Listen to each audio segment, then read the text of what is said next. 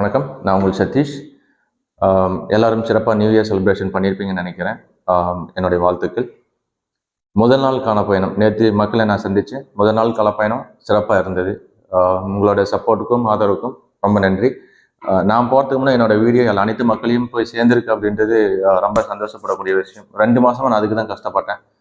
அந்த கஷ்டத்துக்கான பலன் நேற்று நான் கண்கூட பார்த்தேன். 2வது, இப்போது ஒரு சிலர் என்கிட்ட எந்த மாதிரி சொன்னீங்க அப்படின்னா, அப்போ நல்லா இருக்காரா, அப்போ என்ன பண்ணுறாரு, அந்த மாதிரி கேட்டிருந்தாங்க. ஸோ உங்களோட ஆதரவுக்கும் அன்புக்கும் ரொம்ப நன்றி. கூடிய சீக்கிரம் அப்பா களத்தில் இருப்பார். களத்துக்கு வர வேண்டிய சூழ்நிலை வரும்போது கண்டிப்பாக எனக்கு முன்னால் அவர் இருப்பார் அப்படின்றது என்னோட நலம் விரும்புகளுக்கும் என்னோட அப்பாவோட நலம் விரும்புகளுக்கும் சொல்லிக்க ஆசைப்பட்றேன். 3, நிறைய பேர் பார்த்தோம். அதிகமாக பார்க்கல, ஒரு சில குறிப்பிட்ட கிராமத்தில் தான் பார்த்தோம், டைம் சூழ்நிலையால். ஆனால் அங்கே வருத்தப்படக்கூடிய வாழ்த்து சொன்னது ஒரு பக்கம் சந்தோஷமாக இருந்தாலும், நான் போட்ட வீடியோஸ் எனக்கு முன்னே போய் சேர்ந்துருக்கு அப்படின்றது சந்தோஷமாக இருந்தாலும், வருத்தப்படக்கூடிய என்ன விஷயம் என்ன அப்படின்னா, அடிப்படை தேவையான தண்ணீர் இன்னும் அவங்களுக்கு போய் சரியாக சேரலை அப்படின்றது பெரிய விஷயம், பெரிய வருத்தமும் கூட. கரடிகுண்டில் கடந்த 18-20 வருஷமாக அங்கே மக்கள் இருக்காங்க. அவங்களுக்கு இன்னமும் தண்ணி போய் சேரலை அப்படின்றது அவங்களுக்கு இணைக்கப்படும் அநீதியை தான் நான் பார்க்குறேன். அந்த மக்களுக்கு கடந்த 18 வருஷமாக ஒரு அநீதி நடந்துட்டு இருக்கு. அந்த அநீதியை இதுவரையும் யாரும் பூர்த்தி செய்யலை அப்படின்றதான் பெரிய தவறாக தான் நான் பார்க்குறேன்.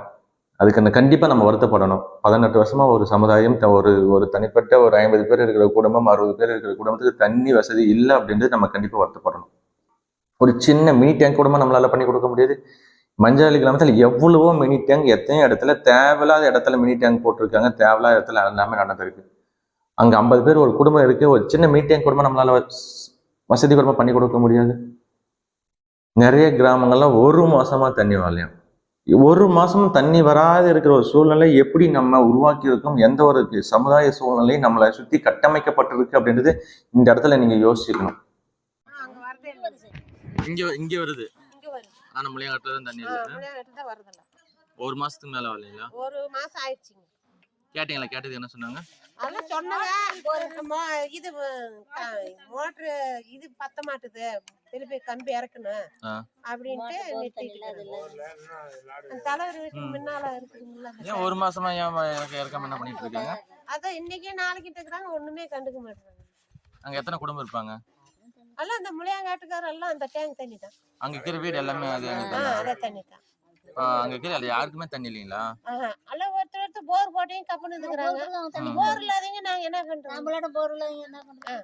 போர் போட்டையும் தண்ணி எடுத்துக்கிறாங்க. போர் இல்லாதவங்க நம்ம இந்த இப்படி போய் தலைவர் வீட்டாண்ட இருக்குதுங்களா டேங்க், அந்த டேங்க் தண்ணி தான் எங்களுக்கு எல்லாம் சொங்கட தண்ணி. தண்ணி பிரச்சனை தான் இப்ப பெரிய பிரச்சனையா இருக்குது. தண்ணி வராதான். எல்லாத்தாலும் இதே தான் சொல்றாங்க. போர்தாவல எல்லாம் தண்ணி தான் எங்களுக்கு மெயினா தண்ணி தானே வேணும். தண்ணி தான் வேணும். ஒரு கிராமம் தண்ணி இல்லாம 1 மாசம் இருக்கு அப்படின்னா அவங்களால எப்படி சர்வை பண்ண முடியும்? எப்படி அந்த கிராம மக்கள் வாழ்வாங்க? அவங்களோட அடிப்படை வாழ்வாதாரம் இங்க பாதிக்கப்படுது தானே. என்னோட வீட்டுல ஒரு நாள் தண்ணி இல்லை அப்படின்னா எவ்வளவு கஷ்டப்படுறேன், என்னோட அம்மா எவ்வளவு கஷ்டப்படுறாங்க, என்னோட குடும்பம் எவ்வளவு கஷ்டப்படுறாங்கன்னு எனக்கு தெரியும். அங்க இருக்கிற என்னோட தாய்மார்களும் தங்கமார்களும் எவ்வளவு கஷ்டப்படுறாங்க, தண்ணி இல்லாம சொல்லி கஷ்டப்படுவாங்க.